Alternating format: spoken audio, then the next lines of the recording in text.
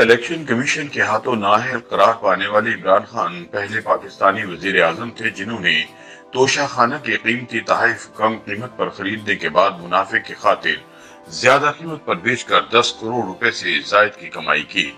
انہیں نااہل بھی اسی لیے قرار دیا گیا کہ موصوف نے توشہ خانہ کے تحفے بیچ کر جو کمائی کی تھی اسے اپنے اثاثوں میں 2 برس تک ظاہر نہیں کیا، لیکن خان صاحب کا یہ اسکینڈل تب سامنے آیا جب انہوں نے سعودی شہزادہ محمد بن سلمان کی جانب سے تحفے میں دی گئی قیمتی گھڑی کو اونے پونے داموں توشہ خانے سے خریدنے کے بعد کروڑوں کے منافع پر باہر فروخت کر دیا۔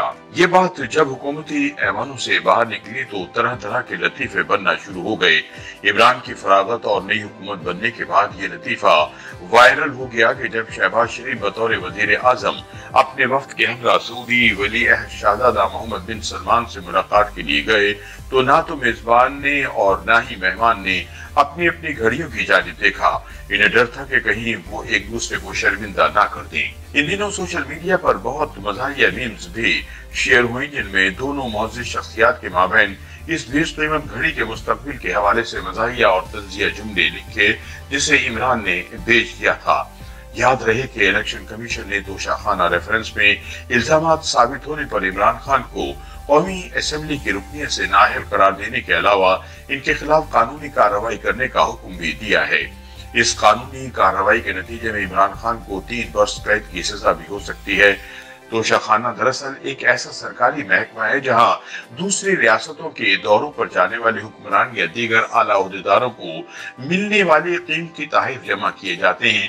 کسی بھی غیر ملکی دورے کے دوران وزارت خارجہ کے اہلکار ان تحائف کا اندراج کرتے ہیں اور ملک واپسی پر ان کو توشہ خانے میں جمع کروایا جاتا ہے۔ یہاں جمع ہونے والے تحائف یادگار کے طور پر رکھے جاتے ہیں یا کابینہ کی منظوری سے انہیں فروخت کر دیا جاتا ہے۔ پاکستان کے قوانین کے مطابق اگر کوئی تحفہ 30,000 روپے سے کم مالیت کا ہے تو تحفہ حاصل کرنے والا شخص اسے مفت میں اپنے پاس رکھ سکتا ہے۔ جن تحائف کی قیمت 30,000 سے زائد ہوتی ہے انہیں مقررہ قیمت کا 50% جمع کروا کے حاصل کیا جا سکتا ہے۔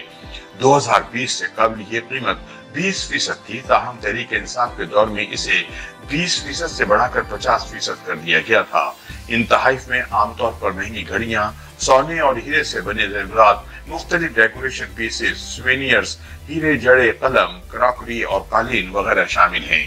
حکمرانوں کی جانب سے توشہ خانہ میں جمع کروائے گئے تحائف حکومت کے بنائے ہوئے قواعد کے تحت ہی فروخت کیے جا سکتے ہیں۔ اگر کوئی سربراہ مملکت چاہے تو وہ ملنے والی کسی تحفے کو مخصوص رقم ادا کر کے اپنے پاس رکھ سکتا ہے، مگر پاکستان اور انڈیا میں ایسے تحائف کی نیلامی بھی کی جاتی ہے اور اس سے حاصل ہونے والا پیسہ ریاست کے خزانے میں جاتا ہے۔ کابینہ ڈویژن کے حکام کے مطابق یہ نیلامی ہر سال ہونا ہوتی ہے، لیکن سالانہ بنیادوں پر ایسا ممکن نہیں ہوتا کیونکہ ایک برس کے دوران سربراہان مملکت اور وزراء کے دوروں میں اتنے تحائف نہیں ملتے کہ ہر برس نیلامی کا انعقاد کیا جا سکے۔ سربراہان مملکت اور وزراء کو ملنے والے تحائف اور توشہ خانے میں ان کے اندراج کے بعد اسٹیٹ بینک سے باقاعدہ ان کی مارکیٹ قیمت کا تعین کروایا جاتا ہے اور نیلامی کی جاتی ہے۔ حکام کے مطابق اگر سربراہان مملکت یا وزراء یہ تحائف نہیں رکھتے تو پھر ان تحائف کی فہرست تیار کر کے انہیں توشہ خانہ قوانین کے مطابق سرکاری ملازمین اور فوج کے افسران کو نیلامی کے لیے پیش کیا جاتا ہے۔ نیلامی کی قیمت کا تعین دوبارہ FBR اور اسٹیٹ بینک سے کروایا جاتا ہے اور ان میں سے چند اشیاء کی قیمت کو مارکیٹ ویلیو سے کچھ کم رکھا جاتا ہے، جبکہ چند ایسے تحائف جو کسی خاص سربراہ مملکت کی جانب سے ملے ہوں ان کی اہمیت اور اعزازی مالیت کے تحت ان کی قیمت مارکیٹ سے زیادہ رکھی جاتی ہے۔ توشہ خانہ قوانین کے مطابق ان تحائف پر پہلا حق اس کا ہے جس کو یہ تحفہ ملا ہو۔ اگر وہ اسے نہیں لیتے تو پھر سرکاری ملازمین اور فوج کے اہلکاروں کے لیے نیلامی کی جاتی ہے۔ اس نیلامی سے جو اشیاء بچ جائیں انہیں عام عوام کے لیے نیلامی میں رکھ دیا جاتا ہے۔ جو بھی فوجی یا سرکاری ملازم ان قیمتی اشیاء کو خریدتے ہیں انہیں ذرائع آمدن ڈکلیئر کرنے کے ساتھ ساتھ اس پر لاگو ٹیکس ادا کرنا ہوتا ہے۔ تاہم عمران نے یہ حرکت کی کہ پہلے کوئی رقم دیے بغیر تحائف حاصل کیے اور پھر انہیں بیچنے کے بعد ان کی سرکاری قیمت قومی خزانے میں جمع کروائی۔ عمران کو بطور وزیر اعظم 58 مختلف مواقعوں پر 100 سے زائد تحائف ملے، جن میں سے بعض تو سرکاری خزانے میں جمع ہی نہیں کروائے گئے۔